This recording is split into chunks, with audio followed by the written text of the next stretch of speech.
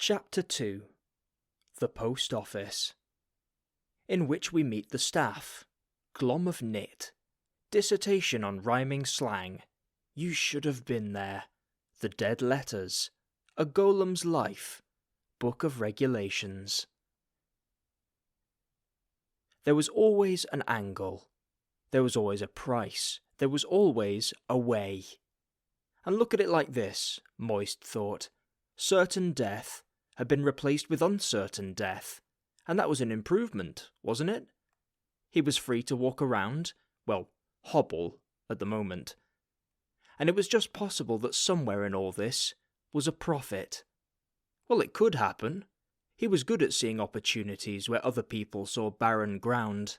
So there was no harm in playing it straight for a few days, yes? It'd give his foot a chance to get better. He could spy out the situation. He could make plans. He might even find out how indestructible golems were. After all, they were made of pottery, weren't they? Things could get broken, maybe. Moist von Lipwig raised his eyes and examined his future. The Ankh-Morpork Central Post Office had a gaunt frontage. It was a building designed for a purpose.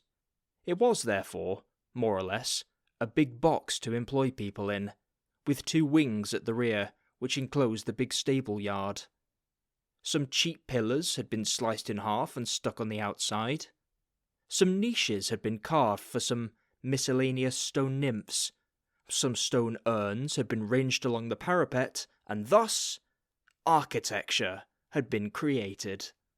In appreciation of the thought that had gone into this, the good citizens, or more probably their kids, had covered the walls to a height of 6 feet with graffiti in many exciting colours. In a band all along the top of the frontage, staining the stone in greens and browns, some words had been set in letters of bronze. Neither rain, nor snow, nor glom of knit can stay these mess-engers abot their duty, Moist read aloud. What the hell does that mean? The post office was once a proud institution, said Mr. Pump. And that stuff? Moist pointed. On a board much further down the building, in peeling paint, were the less heroic words. Don't ask us about rocks, trolls with sticks, all sorts of dragons, Mrs. Cake, huge green things with teeth, any kinds of black dogs with orange eyebrows, reins of spaniels, fog, Mrs. Cake. I said it was a proud institution, the golem rumbled. Who's Mrs. Cake? I regret I cannot assist you there, Mr. Lipwig. Well, they seem pretty frightened of her. So it appears, Mr. Lipwig.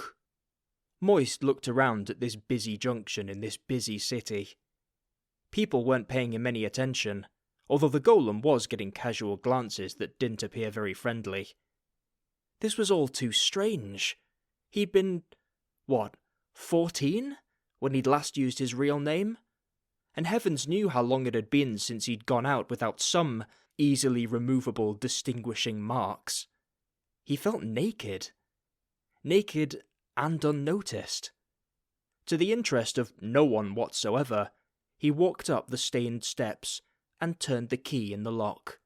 To his surprise, it moved easily, and the paint-spattered doors swung open without a creak. There was a rhythmic hollow noise behind Moist. Mr. Pump was clapping his hands. Well done, Mr. Lipwig. Your first step in a career of benefit, both to yourself and the well-being of the city. Yeah, right, muttered Lipwig. He stepped into the huge dark lobby, which was lit only dimly by a big but grimy dome in the ceiling. It could never be more than twilight in here, even at noon. The graffiti artists had been at work in here too. In the gloom, he could see a long broken counter, with doors and pigeonholes behind it. Real pigeonholes. Pigeons were nesting in the pigeonholes. The sour, salty smell of old guano filled the air, and as marble tiles rang under Moist's feet, several hundred pigeons took off frantically and spiralled up towards a broken pane in the roof. "Oh, shit," he said. "Bad language is discouraged, Mr. Lipvig," said Mr. Pump behind him. "Why? It's written on the walls. Anyway, it was a description, Mr. Pump. Guano, there must be tons of the stuff." Moist heard his own voice echo back from the distant walls. "When was this place last open?" 20 years ago, Postmaster." Moist looked around. "Who said that?" he said. The voice seemed to have come from everywhere. There was a sound of shuffling, and the click-click of a walking stick, and a bent, elderly figure appeared in the grey, dead, dusty air. "Groat, sir," it wheezed. "Junior Postman Groat, sir. At your service, sir. One word from you, sir, and I will leap, sir. Leap into action, sir." The figure stopped to cough long and hard, making a noise like a wall being hit repeatedly with a bag of rocks. Moist saw that it had a beard, of the short bristled type, that suggested its owner had been interrupted halfway through eating a hedgehog. "Junior, Postman Groat?" he said. "Indeedy, sir. The reason being, no one's ever been here long enough to promote me, sir. Should be Senior Postman Groat, sir," the old man added meaningfully, and once again coughed volcanically. Ex-Postman Groat sounds more like it, Moist thought. Aloud, he said, "And you work here, do you?" "Aye, sir, that we do, sir. It's just me and the boy now, sir. He's keen, sir. We keeps the place clean, sir. All according to regulations." Moist could not stop staring. Mr. Groat wore a toupee. There may actually be a man somewhere on whom a toupee works, but whomever that man might be, Mr. Groat was not he. It was chestnut brown. The wrong size, the wrong shape, the wrong style, and, all in all, wrong. "Ah, I see you're admiring me hair, sir," said Groat proudly, as the toupee spun gently. "It's all mine, you know. Not a prune's." Prunes?" said Moist. "Oh, sorry, sir. Shouldn't have used slang. Prunes as in syrup of prunes, sir. Dimwell slang."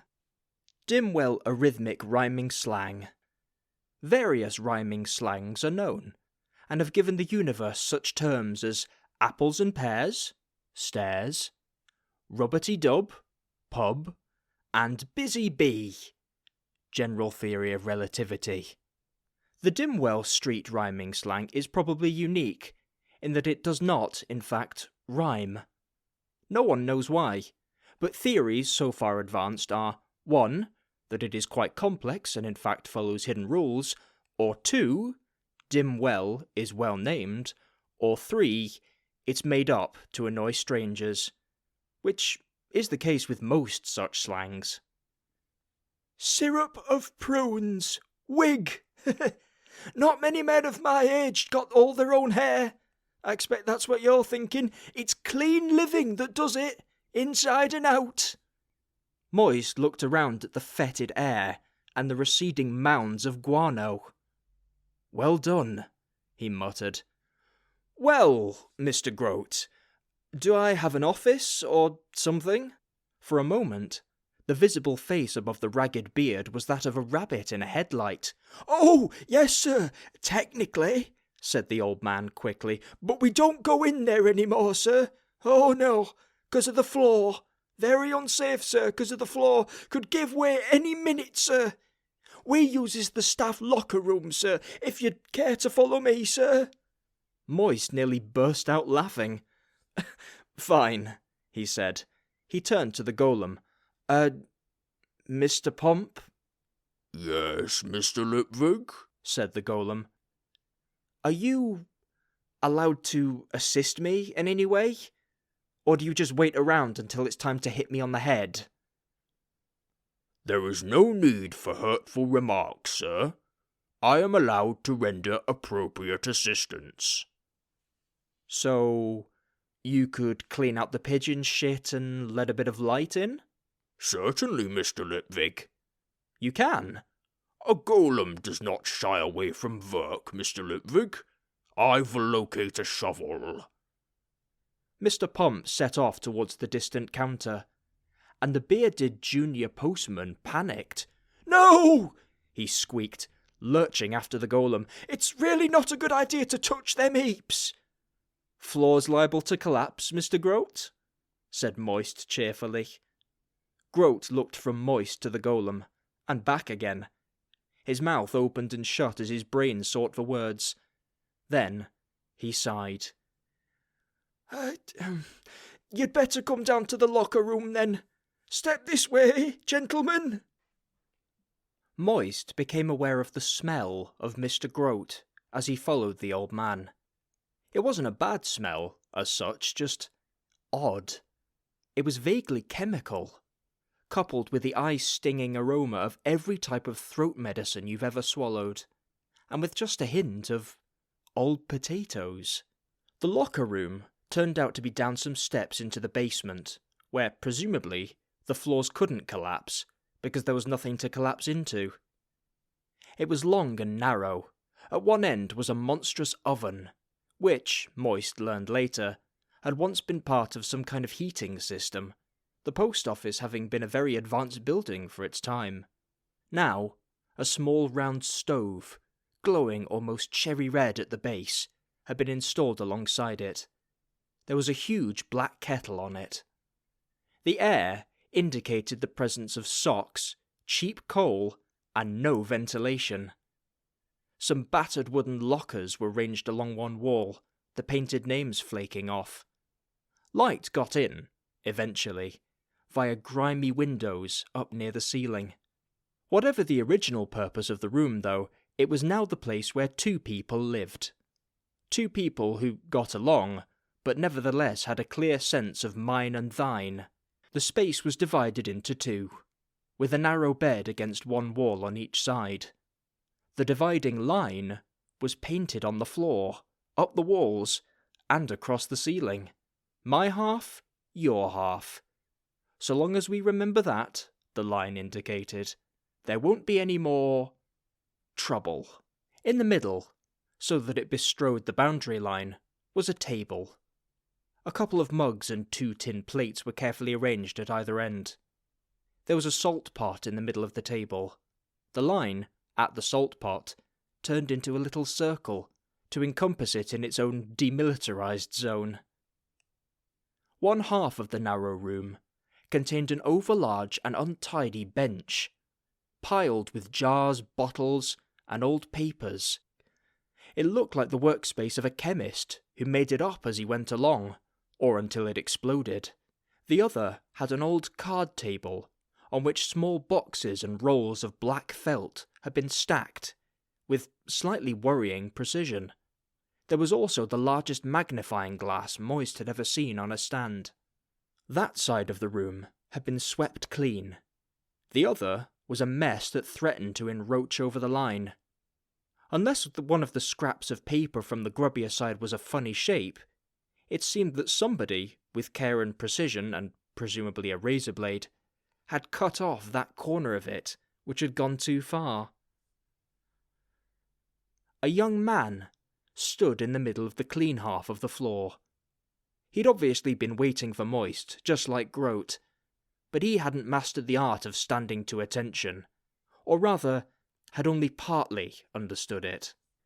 His right side stood considerably more to attention than his left side, and as a result he was standing like a banana.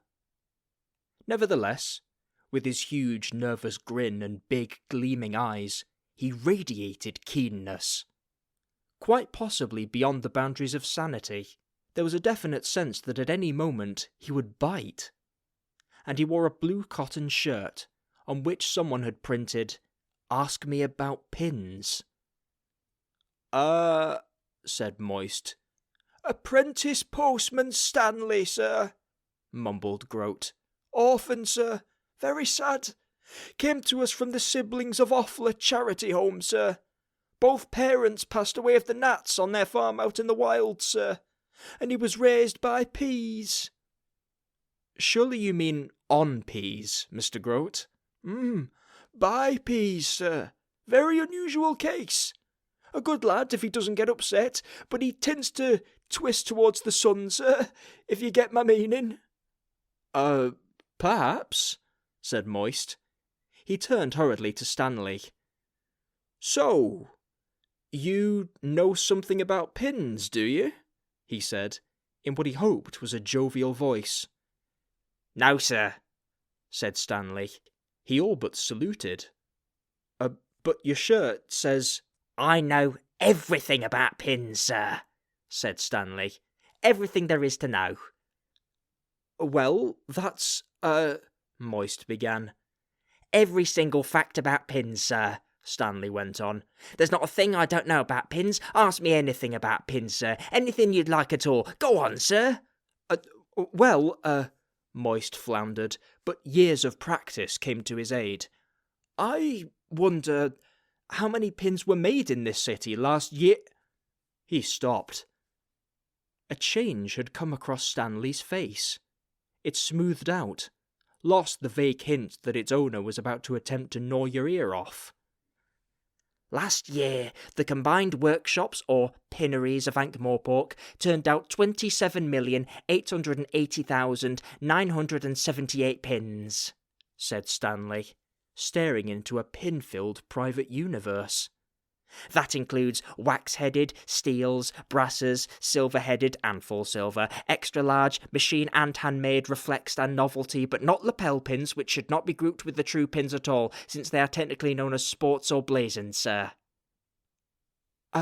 Yes. Yes, I think I once saw a magazine or something, said Moist desperately. It was called, Pins Monthly? Oh, dear, said Groat behind him. Stanley's face contorted into something that looked like a cat's bottom with a nose. That's for hobbyists, he hissed. They're not true pinheads. They don't care about pins, or they say so, but they have a whole page of needles every month now. Needles! Anyone could collect needles. They're only pins with holes in. Anyway, what about popular needles? But they just don't want to know. Stanley is editor of Total Pins, Groat whispered behind Moist. I don't think I saw that one, Moist began. Stanley! Go and help Mr. Lipvig's assistant find a shovel, will you? Said Groat, raising his voice. Then go and sort your pins again until you feel better. Mr. Lipvig doesn't want to see one of your little moments. He gave Moist a blank look. They had an article last month about pin cushions, muttered Stanley, stamping out of the room. The golem followed him. He's a good lad, said Groat when they'd gone. Just a bit cup and plate in the head. Leave him alone with his pins and he's no trouble at all. Gets a bit intense at times, that's all. Oh, and on the subject, there's the third member of our jolly little team, sir. A large black and white cat had walked into the room. It paid no attention to Moist or Groat, but progressed slowly across the floor towards a battered and unravelling basket. Moist was in the way. The cat continued until its head butted gently against Moist's leg, and stopped. That's Mr. Tiddles, sir, said Groat. Tiddles, said Moist. You mean that really is a cat's name? I thought that was just a joke. Well, not so much a name, sir, more of a description, said Groat. You better move, sir, otherwise he'll just stand there all day. 20 years old he is, and a bit set in his ways. Moist stepped aside. Unperturbed, the cat continued to the basket, where it curled up. Is he blind? Said Moist. No, sir. He has his routine, and he sticks to it, sir. Sticks to it to the very second. Very patient for a cat. Doesn't like the furniture being moved. You'll get used to him. Not knowing what to say, but feeling that he should say something, Moist nodded towards the array of bottles on Groat's bench. "You dabble in alchemy, Mr. Groat?" he said. "No, sir, I practice natural medicine," said Groat proudly. "Don't believe in doctors, sir. Never a day's illness in my life, sir." He thumped his chest, making a flap sound, not normally associated with living tissue. "Flannelette, goose grease, and hot bread pudding, sir. Nothing like it for protecting your tubes against the noxious effluviances. I puts a fresh layer on every week, sir, and you won't find a sneeze passing me nose. Very healthful, very natural." Good, said Moist. "Worst of 'em all is soap, sir," said Groat, lowering his voice. "Terrible stuff, sir. Washes away the beneficent humours. Leave things be, I say. Keep the tubes running, put sulphur in your socks, and pay attention to your chest protector, and you can laugh at anything. Now, sir, I'm sure a young man like yourself will be worrying about the state of his." What's this do?" said Moist hurriedly, picking up a pot of greenish goo. "That, sir, wart cure. Wonderful stuff, very natural, not like the stuff a doctor would give you." Moist sniffed at the pot. What's it made of?" "Arsenic, sir," said Groat calmly. "Arsenic?" "Very natural, sir," said Groat, "and green." So, Moist thought, as he put the pot back with extreme care.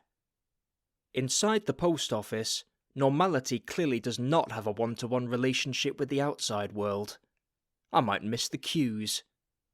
He decided that the role of keen but bewildered manager was the one to play here. Besides, apart from the keen aspect, it didn't need any effort.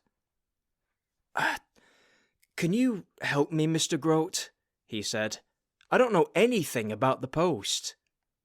"Well, sir, what did you used to do?" Rob, trick, forge, embezzle, but never, and this was important, using any kind of violence. Never. Moist had always been very careful about that. He tried not to sneak either if he could avoid it. Being caught at 1 a.m. in a bank's deposit vault while wearing a black suit with lots of little pockets in it could be considered suspicious. So why do it? With careful planning, the right suit, the right papers, and above all, the right manner, you could walk into the place at midday, and the manager would hold the door open for you when you left. Palming rings and exploiting the cupidity of the rural stupid was just a way of keeping his hand in. It was the face. That was what it was. He had an honest face. And he loved those people who looked him firmly in the eye to see his inner self, because he had a whole set of inner selves, one for every occasion. As for firm handshakes, practice had given him one to which you could moor boats. It was people skills. That's what it was. Special people skills. Before you could sell glass as diamonds, you had to make people really want to see diamonds. That was the trick of all tricks. You changed the way people saw the world.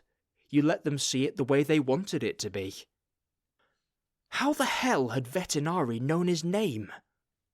The man had cracked von Litvig like an egg, and the watch here were demonic. As for setting a golem on a man... "I was a clerk," said Moist. "What, paperwork, that sort of thing?" said Groat, looking at him intently. "Yes, pretty much all paperwork." That was honest, if you included playing cards, checks, letters of accreditation, bank drafts and deeds. "Oh, another one," said Groat. "Well, there's not a lot to do. We can shove up and make room for you in here, no problem." "But I'm supposed to make it work again as it used to, Mr. Groat." "Yeah, right," said the old man, You just come along with me then, postmaster. I reckon there's one or two things you ain't been told. He led the way out, back into the dingy main hall, a little trail of yellow powder leaking from his boots. My dad used to bring me here when I were a lad, he said. A lot of families were post office families in those days. They had them big glass drippy tinkling things up in the ceiling, right? For lights. Chandeliers? Moist suggested. Yeah, probably, said Grote. 2 of them. And there was brass and copper everywhere, polished up like gold. There was balconies, sir, all round the big hall on every floor, made of iron, like lace. And the counters was made of rare wood, my dad said, and people. This place was packed. The doors never stopped swinging, even at night. Oh, at night, sir, out in the big backyard, you should have been there. The lights, the coaches coming and going, the horses steaming. Oh, sir, you should have seen it, sir. The men running the teams out, they had this thing, sir. This device. You could get a coach in and out of the yards in 1 minute, sir. 1 minute. The bustle, sir. The bustle and fuss. They said you could come here from Dolly Sisters, or even down in the shambles, and post a letter to yourself. And you'd have to run like the blazes, sir. The very blazes, to beat the postman to your door. And the uniforms, sir. Royal blue with brass buttons. You should have seen them. And Moist looked over the babbling man's shoulder to the nearest mountain of pigeon guano, where Mr. Pump had paused in his digging. The golem had been prodding at the fetid, horrible mess, and as Moist watched him, he straightened up and headed towards them with something in his hand. And when the big coaches came in, sir, all the way from the mountains, you could hear the horns miles away. You should have heard them, sir. And if any bandits tried anything, there was men we had who went out and... Yes, Mr. Pump, said Moist, halting Grote in mid-history. A surprising discovery, postmaster. The mounds are not, as I surmised, made of pigeon dung. No pigeons could achieve that amount in thousands of years, sir. Well, what are they made of, then? Letters, sir, said the golem. Moist looked down at Grote, who shifted uneasily. Yes, said the old man. I was coming to that. Letters. There was no end to them. They filled every room of the building and spilled out into the corridors. It was technically true that the postmaster's office was unusable because of the state of the floor. It was 12 feet deep in letters. Whole corridors were blocked off with them. Cupboards had been stuffed full of them. To open a door incautiously was to be buried in an avalanche of yellowing envelopes. Floorboards bulged suspiciously upwards. Through cracks in the sagging ceiling plaster, paper protruded. The sorting room, almost as big as the main hall, had drifts reaching to 20 feet in places. Here and there, filing cabinets rose out of the paper sea, like icebergs. After half an hour of exploration, Moist wanted a bath. It was like walking through desert tombs. He felt he was choking on the smell of old paper, as though his throat was filled with yellow dust. I was told I had an apartment here, he croaked. Yes, sir, said Grote. Me and the lad had a look for it the other day. I heard it was on the other side of your office, so the lad went in on the end of a rope, sir. He said he felt a door, sir, but he'd sunk 6 feet under the mail by then, and he was suffering, sir, suffering. So I pulled him out. This whole place is full of undelivered mail. They were back in the locker room. Grote had topped up the black kettle from a pan of water, and it was steaming. At the far end of the room, sitting at his neat little table, Stanley was counting his pins. Pretty much, sir, except in the basement and the stables, said the old man, washing a couple of tin mugs in a bowl of not very clean water.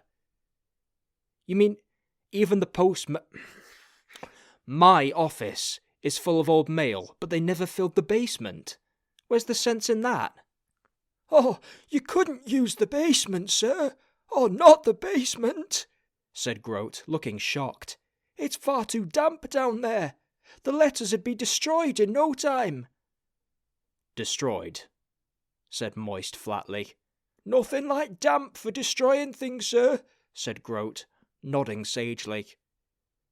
"Destroying mail from dead people to dead people," said Moist, in the same flat voice. Well, we don't know that, sir," said the old man. "I mean, we've got no actual proof." "Well, no. After all, some of those envelopes are only 100 years old," said Moist. He had a headache from the dust, and a sore throat from the dryness.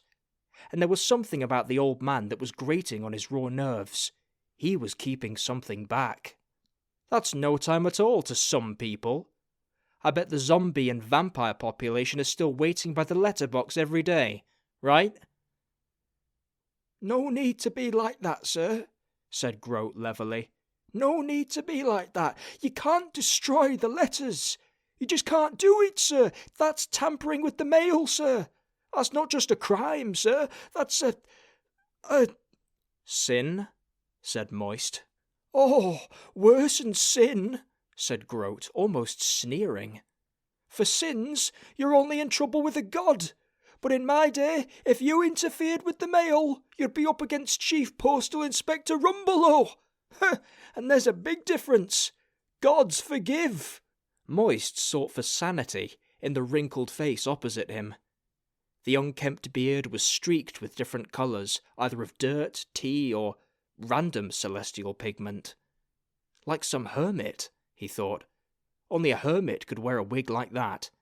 "Sorry," he said. "And you mean that shoving someone's letter onto the floorboards for 100 years isn't tampering with it?" Groat suddenly looked wretched. The beard quivered, then he started to cough. Great, hacking, wooden, crackling lumps of cough that made the jars shake and caused a yellow mist to rise from his trouser buttons. "Excuse me a moment, sir," he wheezed between hacks, and he fumbled in his pocket for a scratched and battered tin. "You suck at all, sir," he said. Tears rolling down his cheeks, he proffered the tin to Moist. "They're number 3, sir. Very mild. I make 'em myself, sir. Natural remedies from natural ingredients. That's me style, sir. Gotta keep the tubes clear, sir. Otherwise they turn against you." Moist took a large violet lozenge from the box and sniffed it. It smelled faintly of aniseed. "Thank you, Mr. Groat," he said, but in case this counted as an attempt at bribery, he added sternly, "The mail, Mr. Groat. Sticking undelivered mail wherever there's a space isn't tampering with it?" "Well, that's more delaying the mail, sir. Just slowing it down a bit. It's not like there's any intention of never delivering it, sir." Moist stared at Groat's worried expression. He felt that sense of shifting ground you experience when you realise that you're dealing with someone whose world is connected with your own only by their fingertips. Not a hermit, he thought. More a shipwrecked mariner, living in this dry desert island of a building, while the world outside moves on, and all sanity evaporates. "Mr. Groat, I don't want to, upset you or anything, but there's thousands of letters out there under a thick layer of pigeon guano," he said slowly.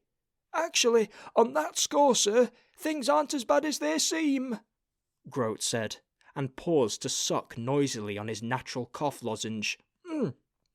"It's very dry stuff, pigeon doings, and forms quite a hard protective crust on the envelopes." "Why are they all here, Mr. Groat?" said Moist. "People skills," he remembered. "You're not allowed to shake him." The junior postman avoided his gaze. "Well, you know how it is," he tried. "No, Mr. Groat, I don't think I do." "Well, maybe a man's busy, got a full round, maybe it's Hog's Watch, Lots of cards, see, and the inspector is after him about his timekeeping, and so maybe he just shoves half a bag of letters somewhere safe.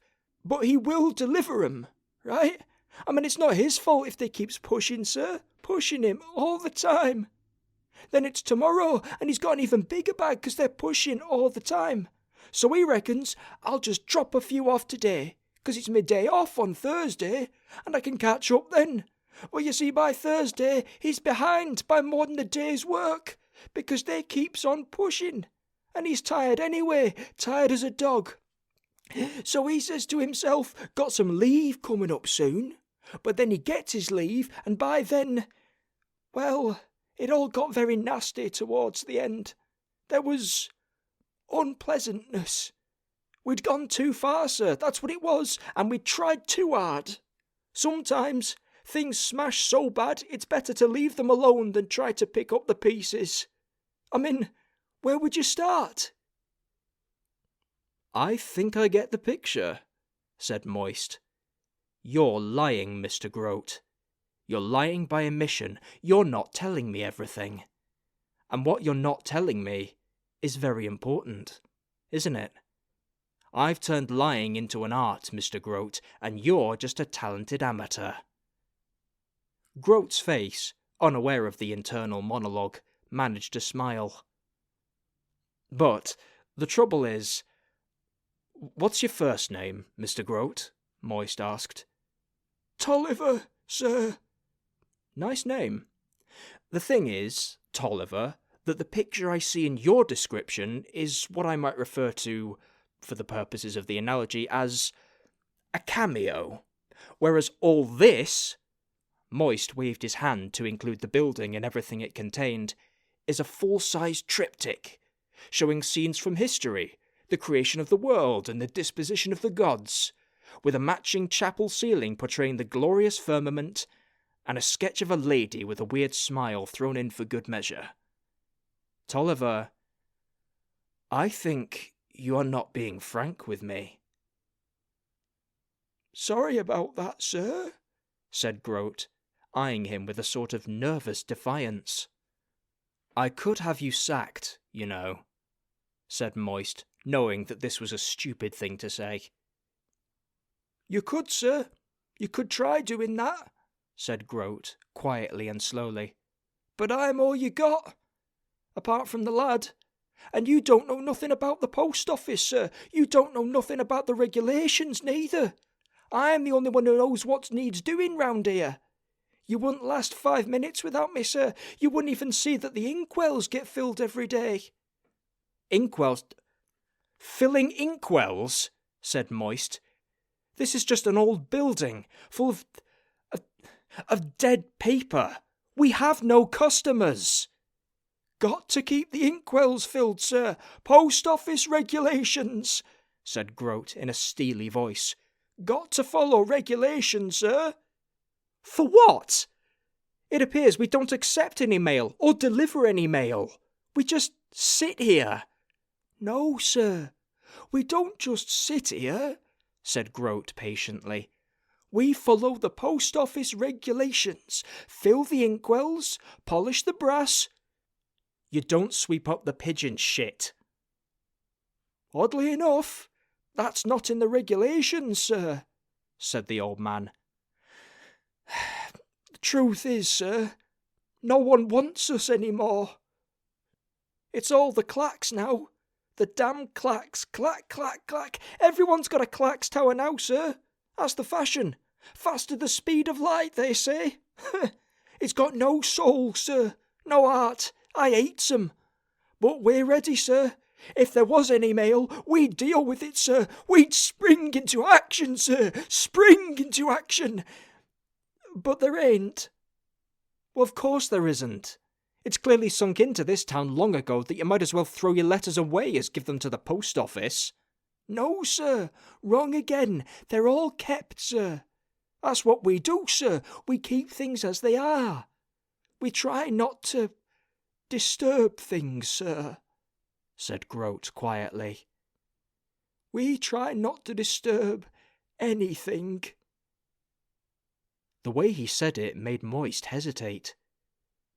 What kind of anything." "What kind of anything?" he said.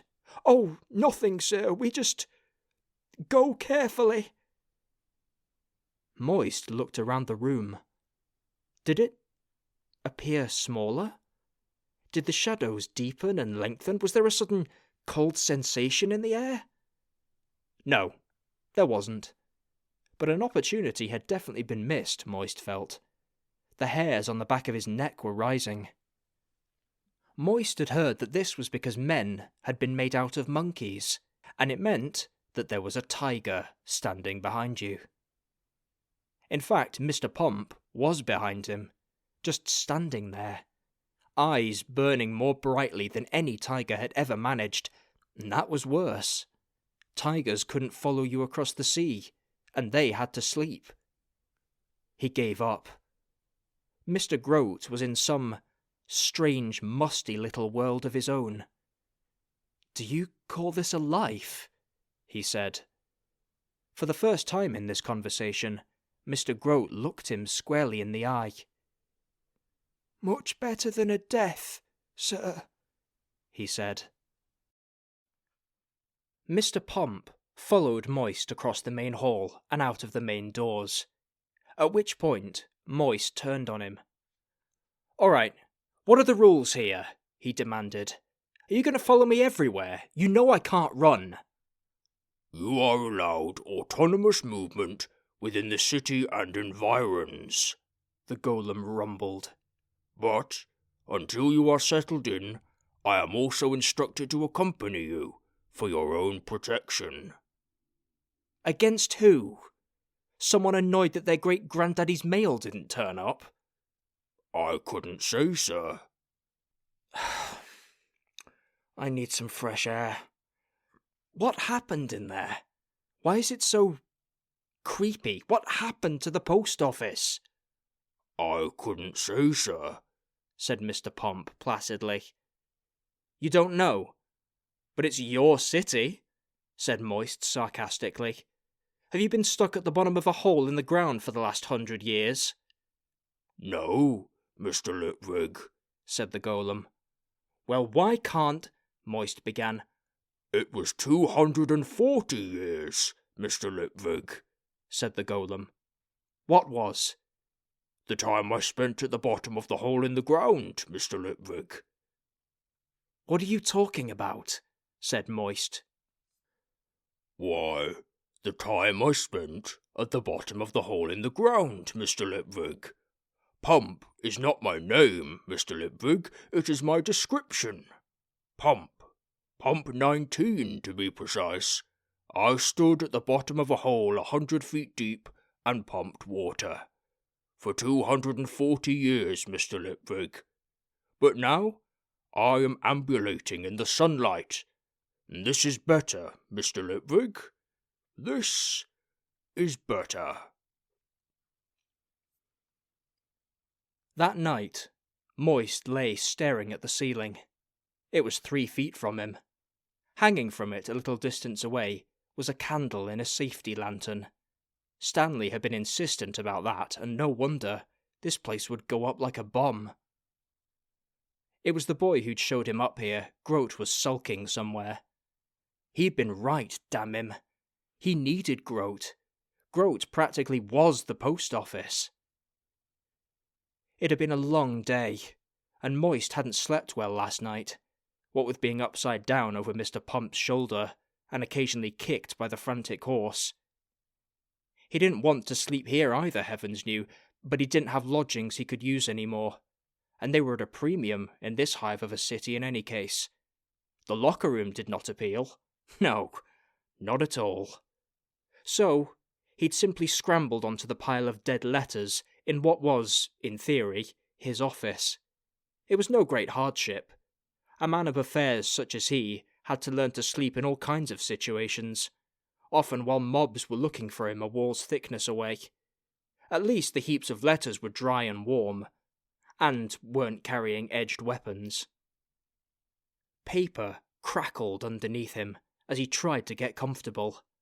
Idly he picked up a letter at random. It was addressed to someone called Antimony Parker. at 1 Lobin Clout, and on the back in capitals was SWALK. He eased it open with a fingernail. The paper inside all but crumbled at his touch. My very dearest Timony, yes. Why should a woman, sensible of the great honour that a man is doing her, play the coy minx at such a time?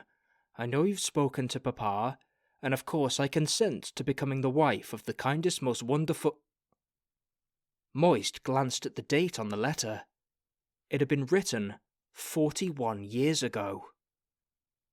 He was not, as a rule, given to introspection, it being a major drawback in his line of work, but he couldn't help wondering if, he glanced back at the letter, your loving Agnathea had ever married Antimony, or whether the romance had died, right here in this graveyard of paper. He shivered and tucked the envelope into his jacket. He'd have to ask Grote what SWALK meant. Mr. Pump, he shouted. There was a faint rumble from the corner of the room where the golem stood, waist deep in mail. Yes, Mr. Lipvig? Is there no way you can shut your eyes? I can't sleep with 2 red glowing eyes watching me. It's a childhood thing. Sorry, Mr. Lipvig. I could turn my back. No, that won't work. I'd still know they're there. Anyway, the glow reflects off the walls. Look, where would I run to? The golem gave this some thought. I will go and stand in the corridor, Mr. Lipvig, he decided, and began to wade towards the door. You do that, said Moist. And in the morning, I want you to find my bedroom, okay? Some of the offices still have space near the ceiling. You can move the letters into there. Mr. Grote does not like the mail to be moved, Mr. Lipvig, the golem rumbled. Mr. Grote is not the postmaster, Mr. Pump. I am. Good gods, the madness is catching, Moist thought, as the golem's glow disappeared into the darkness outside. I am not the postmaster. I'm some poor bastard who's the victim of some stupid experiment. What a place. What a situation. What kind of man would put a known criminal in charge of a major branch of government? Apart from, say, the average voter. He tried to find the angle, the way out, but all the time a conversation kept bouncing off the insides of his brain. Imagine a hole, 100 feet deep and full of water. Imagine the darkness. Imagine at the bottom of that hole a figure, roughly of human shape, turning in that swirling darkness a massive handle once in every 8 seconds. Pump, pump, pump. For 240 years. You didn't mind? Moist had asked. You mean, did I harbour resentment, Mr. Lipvig? But I was doing useful and necessary work. Besides, there was much for me to think about. At the bottom of 100 feet of dirty water? What the hell did you find to think about? Pumping, Mr. Lipvig. And then, the golem said, had come cessation and dim light. A lowering of levels, a locking of chains, movement upwards, emergence into a world of light and colour.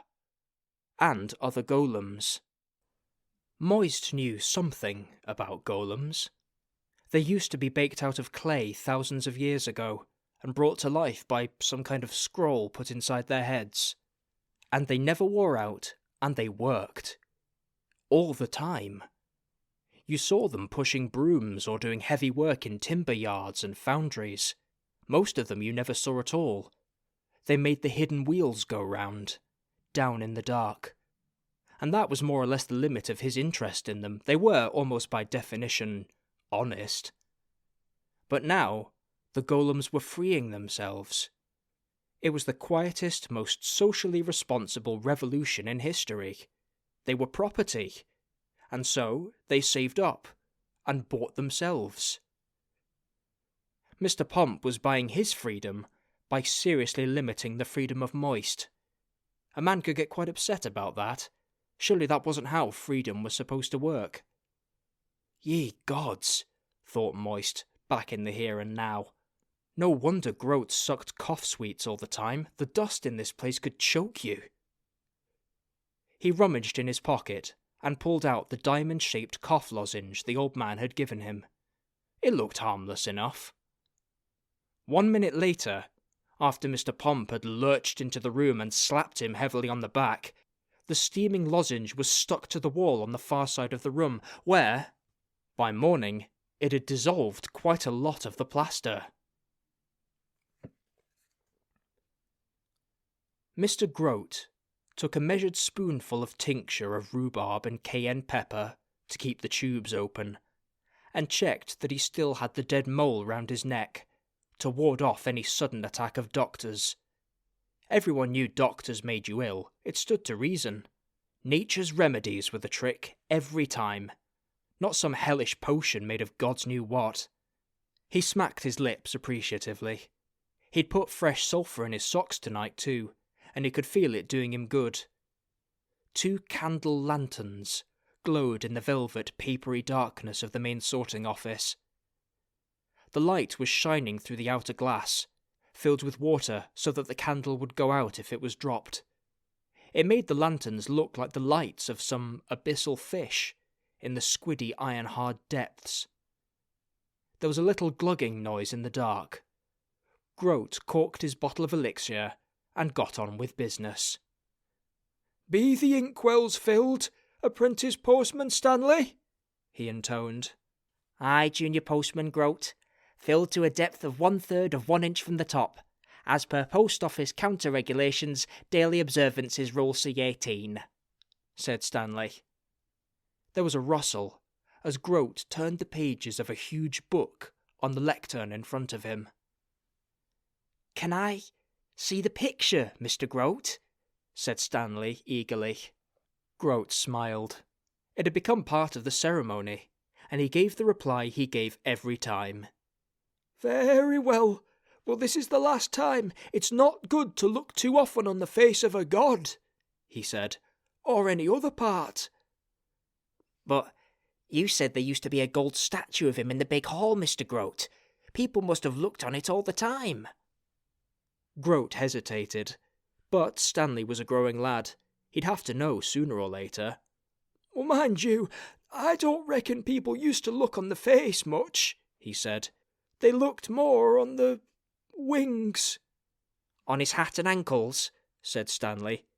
"So he could fly the messages at the speed of messages." A little bead of sweat dripped off Groat's forehead. "Mostly off his hat and ankles, yes," he said.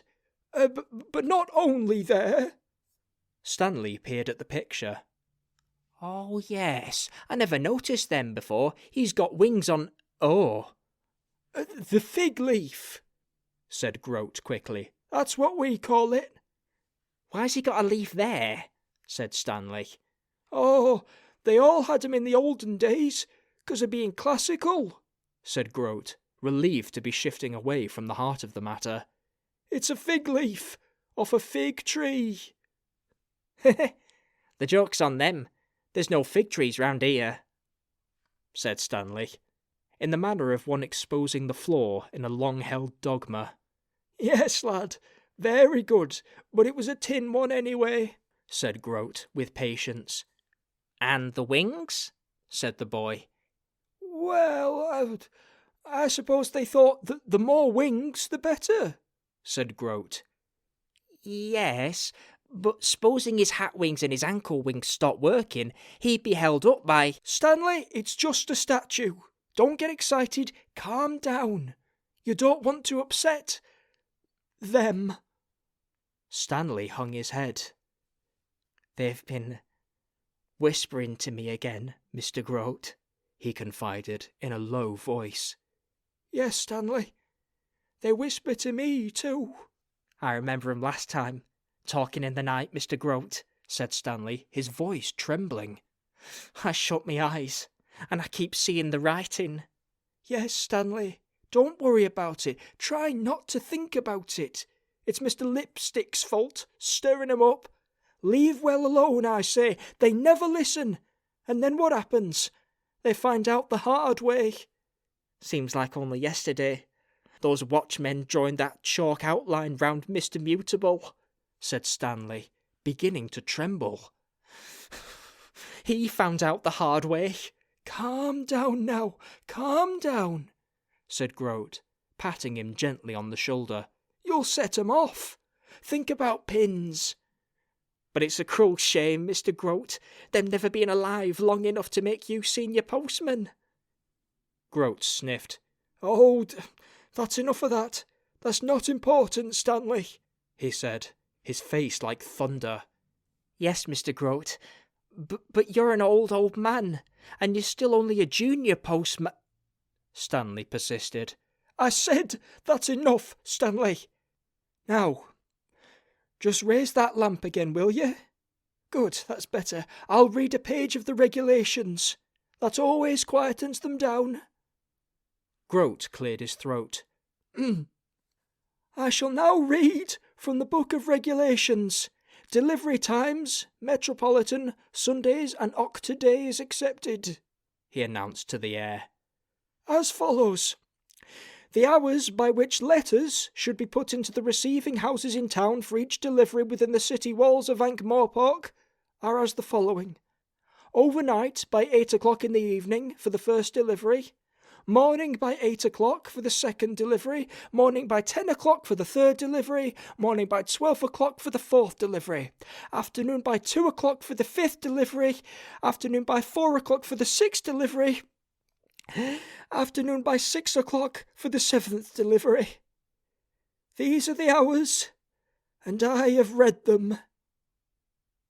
Grote hung his head for a moment, and then he closed the book with a snap. Why are we doing this, Mr. Grote? said Stanley meekly. 'Cause of hubris, said Mr. Grote. That's what it was. Hubris killed the post office. Hubris and greed and bloody stupid Johnson and the new pie. A pie, Mr. Grote? Well, how could a pie... Don't ask, Stanley. It gets complicated. And there's nothing in it about pins. They put the candles out and left. When they had gone, a faint whispering started.